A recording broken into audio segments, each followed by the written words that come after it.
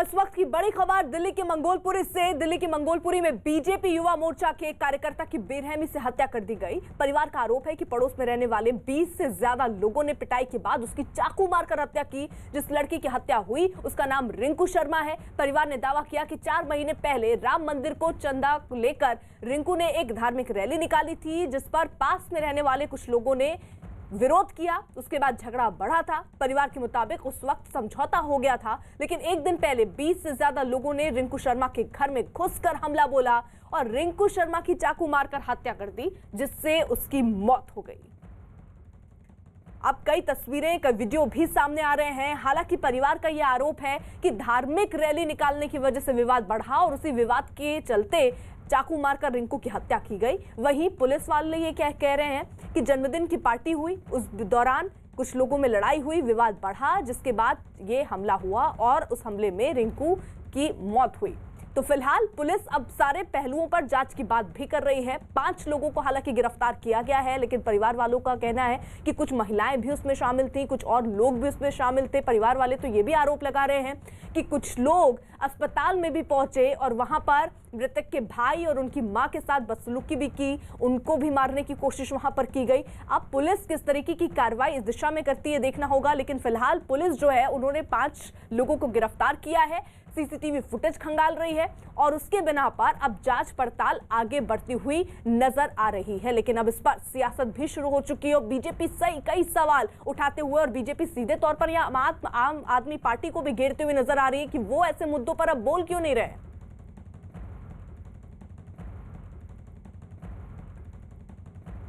और जरा ये तस्वीर देख लीजिए, न्यूज़ 18 एक्सक्लूसिव ये तस्वीर, जहां पर ये आरोपी भारी तादाद में आपको दिखेंगे। जैसा आरोपी के जो मृतक के परिवार वाले हैं वो भी कह रहे हैं कि यहाँ 15 से 20 लोग पहुंचे थे घर के बाहर। कुछ लोगों के हाथों में डंडे भी आपको नजर आ रहे होंगे, कुछ ने हाथ में चाकू भी थामे हुए थे और उसी चाकू से दरअसल रिंकू पर हमला किया गया। घर में घुसने की कोशिश हो रही थी, वो वीडियो भी हमने आपको दिखाया था जब घर वाले उन्हें बाहर निकालने की कोशिश करते हुए नजर आए। लेकिन देखिए किस तरीके से ये पूरी मंशा कुछ इसी इरादे के साथ आगे बढ़े। हाथ में पहले से ही उनके डंडा था। ये आरोपियों की आप तस्वीरें देख रहे हैं और ये आरोपी देखिए हाथों में डंडा थामे हुए रिंकू के घर की तरफ जा रहे हैं, क्योंकि बताया जा रहा है, परिवार वाले जैसा बता रहे हैं कि जन्मदिन की पार्टी रिंकू के दोस्त की थी, जिसको करने के बाद वो घर जब लौट रहा था तभी रास्ते में ये लोग मिले, ये आरोपी मिले और उन्होंने उस पर हमला बोल दिया। हमला सिर्फ रिंकू पर नहीं, पूरे परिवार पर बोलने की इनकी कोशिश थी, लेकिन परिवार वालों ने कहा कि उन्होंने कैसे करके दरवाजा बंद किया, रिंकू बाहर रह गया, जिसके बाद रिंकू की चाकू से गोद कर हत्या कर दी गई, जिसके आरोप में 5 लोग फिलहाल गिरफ्तार हुए हैं।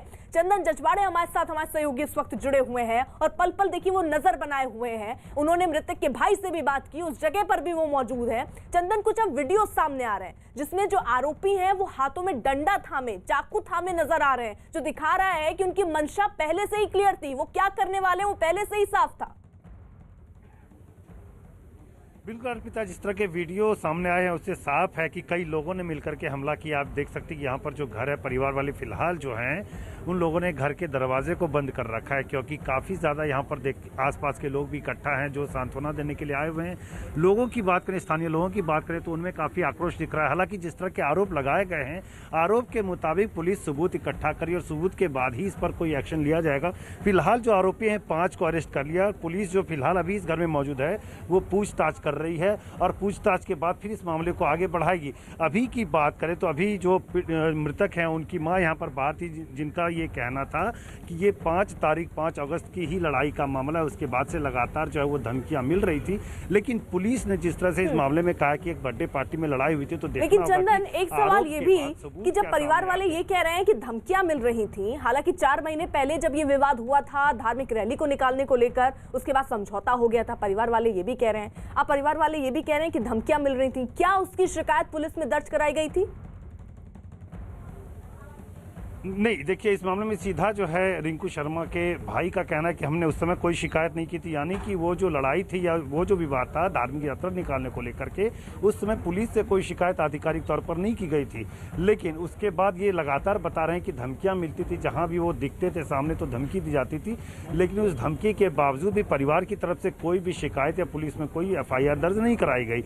अब जो मामला सामने आया है उसमें आरोप लग रहा है कि 5 अगस्त की ही लड़ाई का मामला है या उसी विवाद की वजह से ये हत्या हुई है, लेकिन पुलिस का कहना है कि एक बर्थडे पार्टी में झगड़ा होने के बाद इस तरह की हत्या हुई है। चूंकि जो आरोपी परिवार है वो काफ़ी ज़्यादा बड़ा परिवार है और 4 घर यहाँ पे उनके हैं, उनके परिवार के सभी लोग सामने आकर सबने मिलकर के हमला किया, जिसके बाद उनकी हत्या हुई है रिंकू शर्मा की। ठीक है, रहिए जरा सा। देखिए, रिंकू के भाई ने दावा ये किया कि आरोपियों ने राम यात्रा ना निकालने की धमकी दी थी और परिवार का कहना है कि आरोपियों ने अस्पताल में भी हमले की कोशिश की थी। रिंकू शर्मा के भाई हैं मनु हमारे साथ। मनु, ये बताइए कि क्या हुआ था, असल में लड़ाई कहाँ हुई थी, किस जगह पर? जो हमारी कोई दुश्मनी नहीं थी। इन्होंने दुश्मनी हमारे राम जी का विरोध करते हुए करी थी हमसे, जब हमने 5 तारीख को एक छोटा सा प्रोग्राम 5 तारीख कब? 5 अगस्त, मतलब पिछले साल 5 अगस्त तो 2020 में हमने 5 तारीख को राम यात्रा निकाली थी। तो इन्होंने उसके कुछ दिनों बाद उसका विरोध किया, विरोध करते थे। और मेरे रिंकू भाई, जो मेरा बड़ा भाई था, वो राम जी को लेके, अपने हिंदू धर्म को लेके वो बहुत कट्टर थे और राम जी और ये लोग उनका विरोध करते थे। तो उसी टाइम इनसे थोड़ी अनबन भी हुई थी। तो अनबन में इन्होंने धमकियां दी थी कि हम तुम्हें छोड़ेंगे नहीं, ये कर देंगे। तो इन्होंने कल मौके पे वारदात देख के, भैया को अकेला देख के इन्होंने 5 अगस्त 2020 के बाद फिर कभी झगड़ा हुआ था आप लोगों के बीच? इन्होंने बस धमकियां देते थे। पहले भी 5 अगस्त के बाद भी इन्होंने बहुत लड़के बुलाए थे मारने के लिए, लेकिन उस टाइम नहीं कहा था कुछ इन्होंने। लेकिन कल भैया को मौके पे अकेला देख के इन्होंने भैया के साथ ऐसा किया। क्या जो आरोपी लोग हैं और आप लोगों के परिवार में कोई जान पहचान थी पहले से? कोई हमारा इनसे संबंध नहीं है, ना हमारा कोई लेन देन, ना कुछ, कोई संबंध नहीं है इनसे हमारा। अच्छा, पुलिस कह रही है कि ये बर्थडे पार्टी का झगड़ा था। क्या कोई बर्थडे पार्टी यहाँ हुई थी? हमारे घर नहीं हुई, तो भैया का फ्रेंड्स का बर्थडे था। तो कहाँ पे? भैया के फ्रेंड्स एक यहीं पीछे रहते हैं, उन्हीं के सेपरेट रूम में एक बर्थडे इन्होंने पार्टी रखी थी। तो भैया बीमार होते थे, जा नहीं रहे थे, लेकिन उसका फोन आया कि भाई आजा, बैठ जाइए। तो हमला कहाँ हुआ, उस घर में हुआ या यहाँ? जब भैया घर आ रहे थे बर्थडे, जब मारा इन्होंने रास्ते में, भैया का पीछा करते आए, भैया घर भागे आए। तो मैंने गेट खोला, ये लोग घुस गए, डंडे वंडे मारने लग गए। जैसे ही भैया को बाहर फिर खींचा, इन्होंने बाहर ले गए। जब मैंने मम्मी पापा को अंदर कर दिया तो मैंने गेट लगा दिया और भैया बाहर रह गए थे। तो इन्होंने बाहर थोड़ी सी दूरी, 10-20 मीटर की दूरी पे भैया के फिर चाकू मार दिया। क्या पुलिस ने ये सब बात आप लोगों से पूछी, जानकारी ली है? हाँ जी, पुलिस ने हमारा कोऑपरेट किया है, पुलिस ने भी पूछी थी ये बात। अच्छा, यहाँ से जब हमला हुआ उसके बाद आप लोगों ने पुलिस को कॉल किया, क्या किया था? हम सीधा हॉस्पिटल ले गए थे, पुलिस से ही, जो हमारा वहाँ पे हॉस्पिटल में ही हुई थी। 100 नंबर कॉल वगैरह हॉस्पिटल में, हमने यहाँ से कोई कॉल नहीं करी थी, सब हॉस्पिटल में ही हुआ। वहाँ पे भी क्या हमलावर वहाँ भी हॉस्पिटल ही पहुँच गए? ये भैया से, जब हम भैया को हॉस्पिटल ले गए थे उससे पहले पहुँचे हुए थे हॉस्पिटल में। हॉस्पिटल में भी इन्होंने क्या किया, चाकू निकालने की कोशिश कर रहे थे कि हम लेके भाग जाएं चाकू, लेकिन वो चाकू इन्होंने भीड़ में और अंदर घुमा दिया निकालने की कोशिश में। ये संजय गांधी हॉस्पिटल की बात? जी। और इनके भैया के फ्रेंड्स में बीच चाप में भी भैया के फ्रेंड्सों को भी हॉस्पिटल में मारा। वो ताजुद्दीन ने मारा, भैया के फ्रेंड्सों को भी मारा और मम्मी की भी वहाँ पे उसने इमरजेंसी के बाहर गिरवान पकड़ी, कैजुअल्टी के बाहर। मम्मी को भी उल्टा सीधा बोला ताजुद्दीन ने, जो इनका मेन हेड है। अच्छा, क्या कह रहे थे वो जब मारपीट कर रहे थे, कुछ बोल रहे थे वो लोग? वो यही कह रहे थे भैया के फ्रेंड्स को कि हम तेरे को तो देख लूँगा। ताजुद्दीन बोल रहा था कि मैं तेरे को नहीं छोड़ूंगा, भैया के फ्रेंड को, तेरा ये कर दूंगा, वो कर दूंगा, ये फलाना खान, धमकियाँ दे रहा था वहाँ पे भी। कितने लोग अरेस्ट हुए हैं, पुलिस ने कोई सूचना दी? 5 अरेस्ट कर रखे हैं पुलिस ने, और एक वाइफ रह गई है और 2 इनके नसरुद्दीन के साले हैं जो आगे आए थे, वो रह गए हैं। तो कितने लोग थे घर के बाहर जब हमला कर रहे थे? ये कम से कम 15-20 लोग थे। इनकी पूरी 5 भाइयों के बच्चे और इनकी वाइफ वगैरह थी, यहाँ पे लड़ रहे हैं, आए थे जब हमसे। चलिए, वो पड़ोस में ही रहते हैं कहीं? हाँ जी, ये इनका यहाँ सामने ही घर है, एक यहाँ घर है, पीछे भी घर है, ये आसपास ही रहते हैं सारे। चंदन इस वक्त हमारे साथ मौजूद हैं और वो मृतक के घर पर ही इस वक्त मौजूद हैं।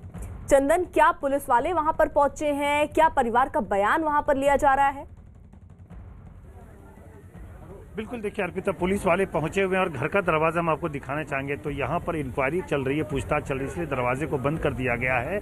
और जो मृतक की माता है उनकी तबीयत भी थोड़ी बिगड़ गई थी, जिसके बाद जो है भीड़ काफ़ी चुकी इलाके में हो गई है, तो उनको अलग कमरे में ले जाया गया है ताकि वो थोड़ा खाली रहें। और दूसरी बात कि यहाँ पर पुलिस की सुरक्षा बढ़ा दी गई, इस गली के दोनों तरफ जो पुलिस वाले तैनात किए गए हैं।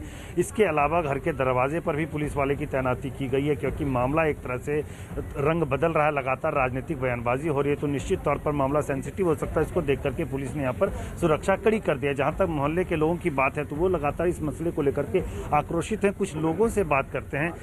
ये बताइए कि आप लोग इधर ही रहते हैं? आप लोग कहाँ रहते हैं? देखिए मेरी बात समझिए जी, आप बोलिए। आप लोग किधर रहते हैं? मेरा निवास तो मंगलपुर गांव में है। अच्छा, तो यहाँ आप लोगों को क्या सूचना मिली है जो घटना हुई थी उसको लेकर? सूचना मिली है कि हमारे कार्यकर्ता पर जो ना कातिलाना हमला किया गया और वो हॉस्पिटल में भर्ती है। तो कल से ही वहाँ हॉस्पिटल में था, रात तक उसकी हत्या हो गई है। और क्या सूचना मिलनी थी सर? ये बताइए कि अभी परिवार वालों से बात हुई आप लोगों की? हाँ, परिवार वाले क्या कह रहे हैं वो लोग? पुलिस की कार्रवाई से संतुष्ट हैं? वो कार्रवाई से 5 लोग इसमें पकड़े गए हैं और जिन लोगों ने हत्या की है वो लोग जो दोषी थे पुलिस ने उनको पकड़ लिया है। परंतु अभी कुछ लोग और बाकी हैं जो कि पकड़ने बाकी हैं। जो सीसीटीवी की फुटेज वो होगा, जो निर्दोष होगा उनको नहीं, जो दोषी होगा उनको बख्शा नहीं जाए, ऐसा हमारा सरकार का। एक अखलाक जैसे व्यक्ति को दिल्ली तो देखिए, पुलिस जो जांच कर रही है, पुलिस जिस तरह से इस मामले पर कार्रवाई कर रही है, उस मामले को लेकर के घर परिवार के लोग संतुष्ट हैं। उनके भाई से भी हमारी बात हुई है, उनके भाई का भी कहना है कि लोग अरेस्ट हुए और पुलिस काफ़ी कोऑपरेट कर रही है। कुल मिलाकर के मामले की बात करें तो पुलिस यहाँ पर अपनी तैनाती बढ़ा करके कार्रवाई कर रही है, पूछताछ चल रही है। आप देख सकते हैं कि छोटी सी गली है, सकरी गली है, जहाँ पर काफ़ी ज़्यादा भीड़ है और भीड़ की वजह से जो है यहाँ पे परिवार के लोगों को घर के अंदर रखा गया है। हाँ, आप बताइए। मेरा ये कहना है, अखलाक की हत्या पर दिल्ली सरकार 50 लाख रुपए दे सकती है। इस परिवार को भी आर्थिक मदद, जिनके साथ इतनी बड़ी दुर्घटना हुई है। चलिए, तो निश्चित तौर पर अर्पिता, एक और मामला कि ये परिवार जो मृतक रिंकू हैं, उस परिवार के इकलौते कमाने वाले सदस्य थे, जो कि यहाँ के सारे लोगों ने जानकारी दी है। तो निश्चित तौर पर एक आर्थिक जो सहयोग है वो जरूरी होगा। कुल मिलाकर बात करें तो परिवार के लिए भारी सदमा है, बड़ा नुकसान है। ठीक है, आप रहिए जरा सा। देखिए, रिंकू की हत्या का आरोप जिन लोगों पर लगा है वो उसके पड़ोसी हैं। पुलिस यहाँ परिवार का आरोप ये है कि उनके पड़ोस में रहने वाला दानिश अपने रिश्तेदारों के साथ मिलकर उसके घर पर धावा उसने बोला। आरोप है कि सभी के हाथों में हथियार और डंडे थे।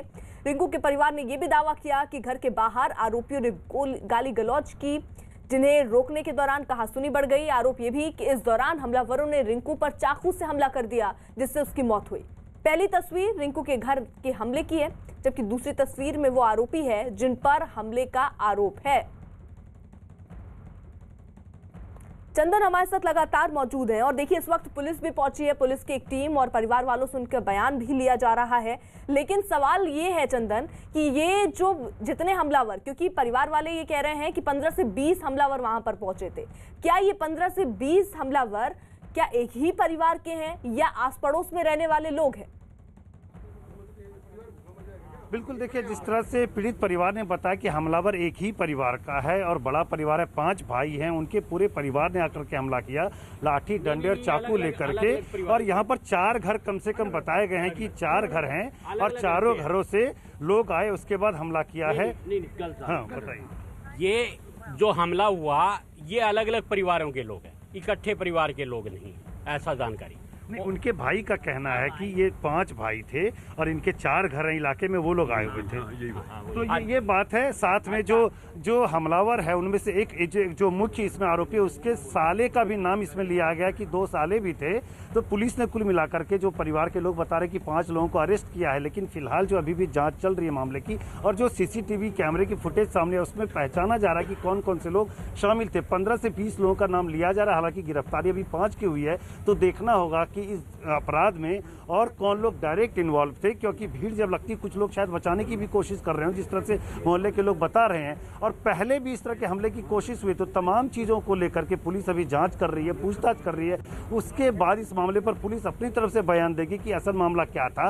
5 अगस्त का मामला कहां तक आगे बढ़ा था, उस वक्त क्या हुआ था और उसके बाद ये रंजिश कहां आगे बढ़ी थी जिसके बाद इस हत्याकांड को अंजाम दिया गया। क्या कोई कनेक्शन, इस बात को लेकर के पुलिस जो है अपनी तरफ से बताएगी। फिलहाल जो है परिवार के लोग, उनसे पूछताछ चल रही है, जांच इस मामले की अभी भी चल रही है। ठीक है, आप रही जरा सा देखिए, दिल्ली के मंगोलपुरी में रिंकू के घर हमले का एक और वीडियो इस बीच सामने आया, जिसमें करीब 10 आरोपी रिंकू के घर जाते और फिर बाहर निकलते दिख रहे हैं। इन आरोपियों में 5 को पुलिस ने गिरफ्तार कर लिया। वीडियो में दिखाई दिया कि पहले आरोपी रिंकू के घर जाते हैं और फिर हमले के बाद लौटते हुए भी दिखाई दे रहे हैं। तो रिंकू के घर जाते ये हमलावर, जरा देखिए, हाथों में डंडा लोगों के है और इसी के साथ साथ चाकू भी इनके पास है, क्योंकि उस चाकू से ही रिंकू पर हमला हुआ, जिसके बाद उसकी मौत हुई। परिवार वाले जो हैं वो सदमे में भी हैं इस बात से, क्योंकि लगातार उनको धमकियां मिल रही थी, विवाद जो है वो बढ़ता जा रहा था, जिससे वो लोग डरे भी थे, लेकिन पुलिस में उन्होंने कोई कंप्लेंट नहीं दर्ज कराई थी। ये जरा तस्वीरें देखिए, रिंकू के घर के बाहर का ये वीडियो है, जिसमें कई लोग हाथों में डंडा थामे जाते हुए और आते हुए नजर आ रहे हैं। यानी हमले के पहले की तस्वीर और हमले के बाद की दोनों तस्वीरें ये कैद हुई हैं बाहर लगे ही सीसीटीवी में। तो ये किस तरीके से हत्या को अंजाम दिया गया, फिलहाल जो अपडेट है वो ये कि पुलिस की एक टीम इस वक्त मृतक के घर पर मौजूद है। वहां भाई और उनकी मां से बयान भी लिया जा रहा है। ये 2 तस्वीर अब आपके टीवी स्क्रीन में, जिसमें पहली तस्वीर में रिंकू के घर तोड़फोड़ कर रहे आरोपी हैं, जबकि दूसरी तस्वीर में घर से बाहर आते जाते आरोपी नजर आ रहे हैं, जिनकी पुलिस अब तलाश कर रही है, पहचानने की कोशिश हो रही है। हालांकि पुलिस का दावा है कि उसने 5 आरोपियों को गिरफ्तार कर लिया है। चंदन, देखिए, अब जो सीसीटीवी इलाके में लगे हैं उनको पुलिस जो है अपने हाथ में रखना चाह रही है और उसी के हिसाब से जांच भी आगे बढ़ाएगी, क्योंकि जो 2 तस्वीरें इसमें तो दिख रहा है कि किस तरीके से बहुत ज्यादा तादाद में ये हमलावर जो हैं वो जाते हुए भी दिख रहे हैं, उसके बाद वो आते हुए भी, यानी वो हमले को अंजाम देने के लिए पूरी रणनीति बनाकर गए हैं और काफी लोग इस तस्वीरों में दिख रहे हैं। बिल्कुल, देखिए अर्पिता, यहाँ पर सीसीटीवी फुटेज में काफ़ी लोग दिख रहे हैं। इसके अलावा जिस तरह से परिवार ने आरोप लगाया कि हॉस्पिटल में भी आरोपी पहुंचे हुए थे हमला करने के लिए, तो उस जगह के भी सीसीटीवी फुटेज जो है पुलिस को लेने होंगे और वहाँ से पुलिस देखेगी कि जिस तरह के आरोप लगाए गए हैं उस आरोप में कितना दम है, कितनी सच्चाई, क्योंकि कई बार आरोप अलग होते हैं, सबूत अलग होता है, तो सबूत के आधार पर ही पुलिस काम करती है। तो पुलिस को सबसे पहले इन आरोपों से जुड़े सबूत जुटाने, उसके बाद ही मामले पर आगे कार्रवाई की जाएगी। रही जरा सा देखिए, वहीं पुलिस का दावा यह भी है कि रिंकू की हत्या धार्मिक यात्रा निकालने पर नहीं की गई, बल्कि जन्मदिन की पार्टी में झगड़ा होने पर लोगों ने चाकू मार दिया था। कल रात को मंगोलपुरी थाने के इलाके में एक बर्थडे पार्टी के दौरान कुछ लड़कों के बीच में आपस में लड़ाई झगड़ा हुआ और उस लड़ाई झगड़े के दौरान कुछ लड़कों ने एक जो रिंकू नाम का लड़का है उसको चाकू मार दिया था। तो इसमें 4 लड़कों के नाम शामिल आए थे, चारों को हमने अरेस्ट कर लिया है और आगे की कार्रवाई हम कर रहे हैं। चंदन हमारे साथ मौजूद हैं। चंदन, जो परिवार वालों से आपकी बात जरूर हुई होगी, क्योंकि आप देखिए वहीं पर मौजूद हैं, उनका क्या कहना है? ये जो 5 लोग गिरफ्तार हुए हैं, इनमें अभी कितने और लोग हैं जिनकी गिरफ्तारी होनी बाकी है? किसी को और उन्होंने पहचाना हो जिनकी अभी तक गिरफ्तारी नहीं हुई हो? बिल्कुल, देखिए, जो मृतक के भाई हैं मनु शर्मा, उनका कहना है कि 5 लोगों को अरेस्ट किया गया है। 2 लोग हैं जो कि मुख्य आरोपी के साले हैं, उनको गिरफ्तार किया जाना है। साथ ही एक महिला है, उनको गिरफ्तार किया जाना है। ये आरोप है मनु शर्मा का, लेकिन देखना होगा कि पुलिस जो है इन आरोपों पे कितना दम देखती है। पुलिस पहले जांच करेगी मामले की कि कितनी सच्चाई, क्योंकि पुलिस के सामने जो मामला आया है वो ये है कि एक बर्थडे पार्टी में झगड़ा हुआ था, उसी झगड़े के बाद विवाद बढ़ा और उसके बाद जो आरोपी उसने फ़ोन करके अपने रिश्तेदारों को बुलाया, उसके बाद ये हमला किया गया है। तो देखना होगा कि पुलिस अपने इस मामले को लेकर के कहां तक आगे बढ़ती, क्योंकि उसके पास जिस तरह के सबूत आएंगे आरोपों से अलग, उसी के बाद मामला उसी आधार पर आगे बढ़ेगा। ठीक है, आप रहिए जरा साथ। देखिए, इस बीच दिल्ली में रिंकू की हत्या के बाद अब उस पर सियासत भी बढ़ गई। वीएचपी नेता सुरेंद्र जैन ने आरोपियों पर सख्त कार्रवाई की मांग की। मंगोलपुरी के रिंकू शर्मा की कुछ जिहादियों के द्वारा जो निर्मम हत्या की गई वो बहुत दुर्भाग्यपूर्ण है। दुर्भाग्यपूर्ण यह भी है कि इस हत्याकांड में कई परिवार शामिल थे, उनकी महिलाएं, बच्चे भी शामिल थे। उसके हाथ पकड़कर जिस तरह से चाकुओं से गोंदा गया, वो कोई बर्बर व्यक्ति ही कर सकता है, किसी सभ्य समाज का हिस्सा नहीं कर सकता। इससे भी अधिक दुर्भाग्यपूर्ण यह था किसी मुस्लिम नेता ने इस हत्याकांड की अभी तक निंदा नहीं की। वहीं बीजेपी नेता संबित पात्रा ने रिंकू हत्या पर दुख जताया और ट्वीट किया और लिखा कि रिंकू शर्मा जय श्री राम। ऐसे कब तक होता रहेगा? घरों में घुसकर लड़कों को मार दिया जाएगा। ये सभी अपराधी तुरंत पकड़े भी जाने चाहिए और इनकी सजा केवल फांसी है, केवल सजाए मौत है। और दिल्ली पुलिस को चिंता करनी चाहिए कि आखिर दिल्ली के अंदर इस प्रकार की हत्याएं क्यों हो रही हैं। रिंकू शर्मा की हत्या पर एक्टर कंगना रनौत ने भी ट्वीट किया। उन्होंने ट्वीट करके लिखा कि सॉरी रिंकू, हम आपके लिए कुछ नहीं कर पाए, रिंकू को इंसाफ दो। चंदन हमारे साथ मौजूद है। देखिए चंदन, अब ट्विटर पर भी लोगों के रिएक्शन इसको लेकर आ रहे हैं, लेकिन जो सीसीटीवी फुटेज आ रही है नजर उस पर भी पुलिस की भी होगी, लेकिन इसमें जो महिला का जिक्र हो रहा है सीसीटीवी फुटेज में अभी तक कोई महिला नजर नहीं आई है, क्योंकि परिवार ये कह रहा है कि कुछ महिलाएं भी शामिल थी उसमें।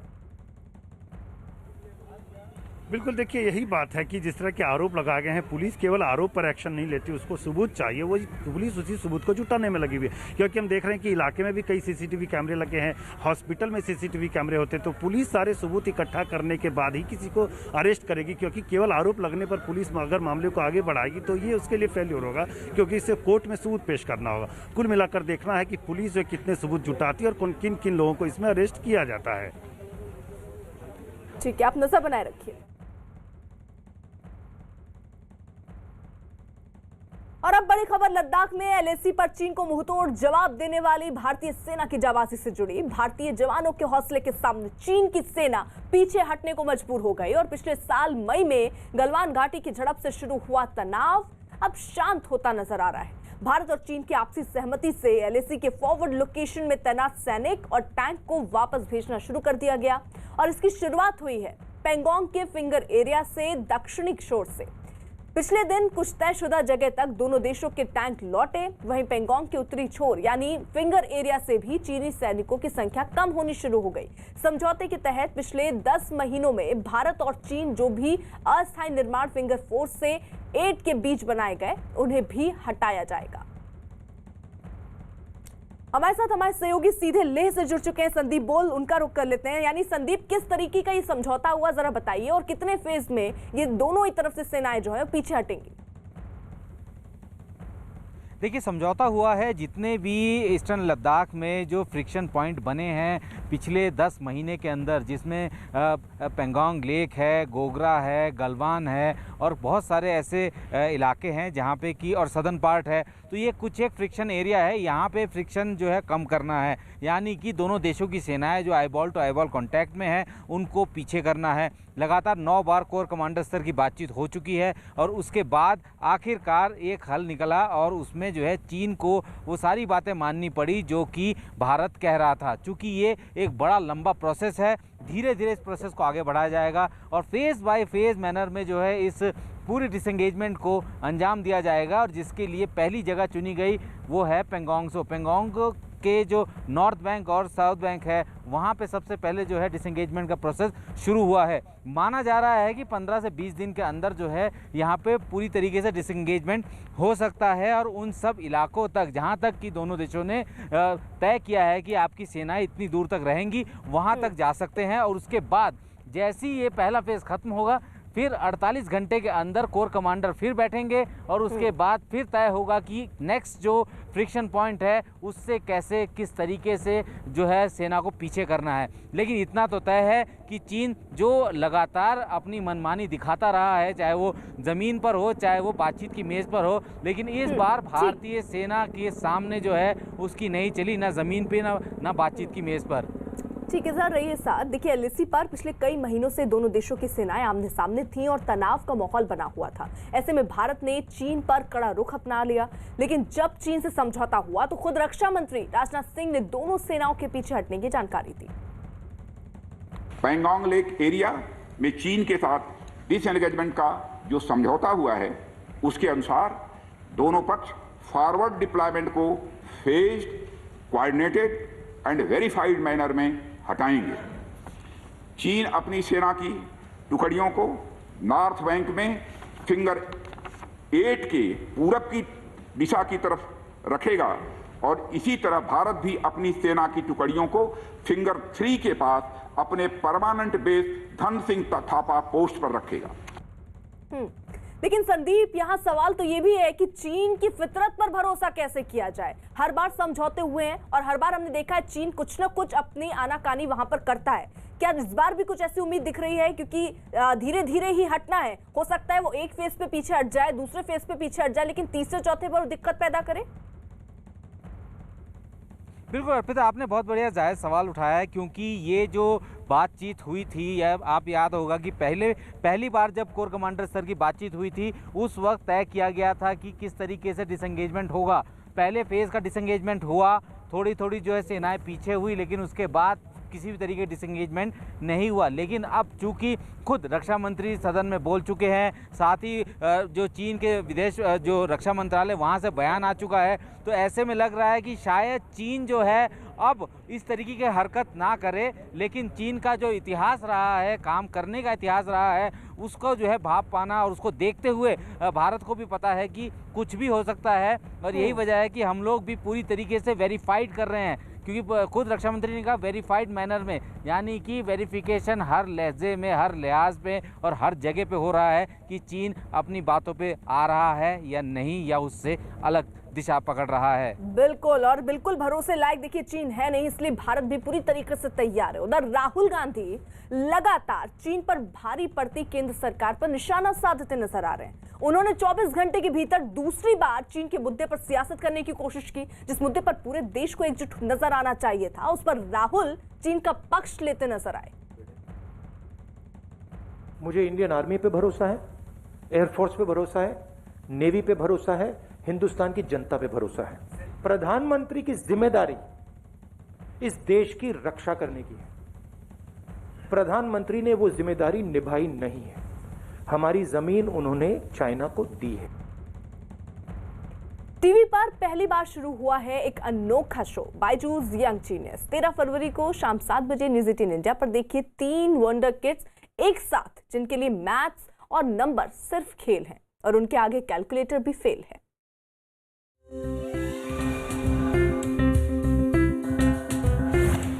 तीन चेहरे जो कैलकुलेटर को हरा देते हैं।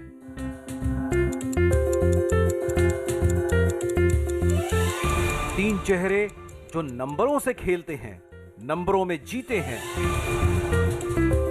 तीनों जादूगर जब बायजूस यंग जीनियस में एक साथ आए तो मानो दिमाग, याददाश्त, हुनर का तूफान आ गया।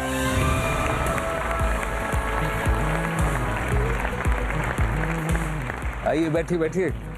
कैसा लग रहा है आपको बायजूस यंग जीनियस में? बहुत अच्छा लग रहा है। बहुत अच्छा लग रहा है। देखिए 7,96,212 7,96,212 7,96,212 दूनी 39,81,000 60 लाख। रुक जा भाई, रुक जा, पहले जरा चेक कर लूं। ये लीजिए सारे आंसर्स वहां पर।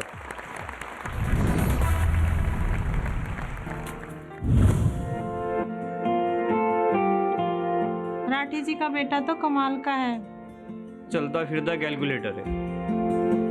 चिराग मेरे गांव का चिराग है। ये है 15 साल का यंग जीनियस चिराग राठी। यूपी के सहारनपुर के गांव में गरीब परिवार का चिराग अपने शहर का ही नहीं, पूरे प्रदेश और देश का चिराग बन रहा है। उसने बचपन से ही मैथ से दोस्ती कर ली। नतीजा 100 करोड़ तक के पहाड़े उसे याद हैं। 20 करोड़ तक कितने भी नंबरों का जोड़, घटा और मल्टीप्लाई वो कैलकुलेटर से भी तेज करता है।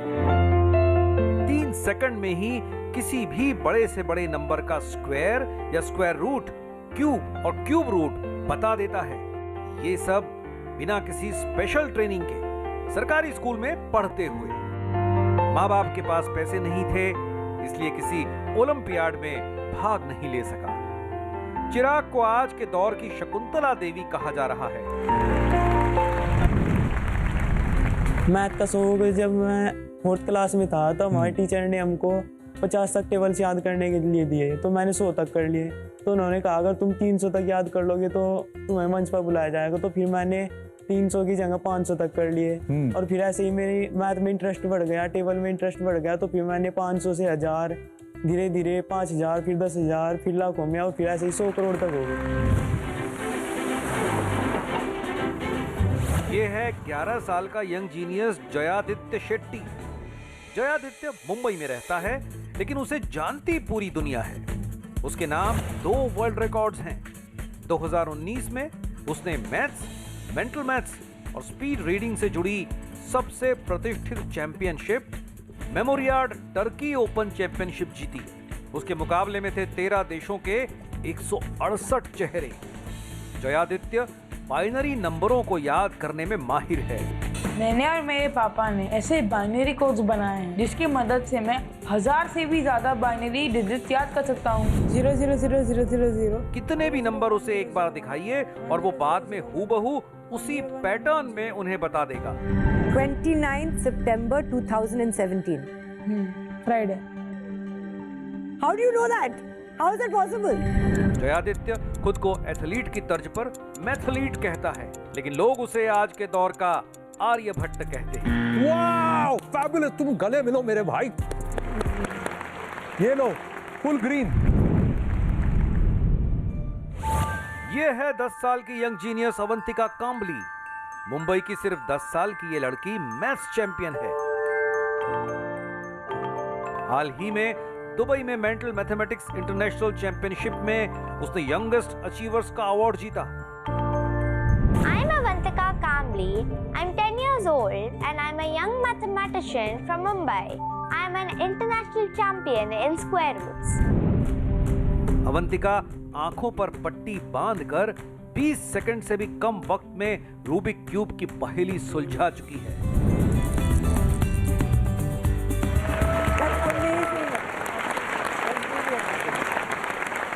Fantastic. I don't know whether I'm applauding the hula hoop skills or the Rubik's Cube skills. I'm just wowed. आ रहे हैं ये यंग जीनियस नेटवर्क 18 पर एक अनोखे शो में, बायजूस यंग जीनियस में 13 फरवरी को शाम 7 बजे न्यूज़ 18 इंडिया पर।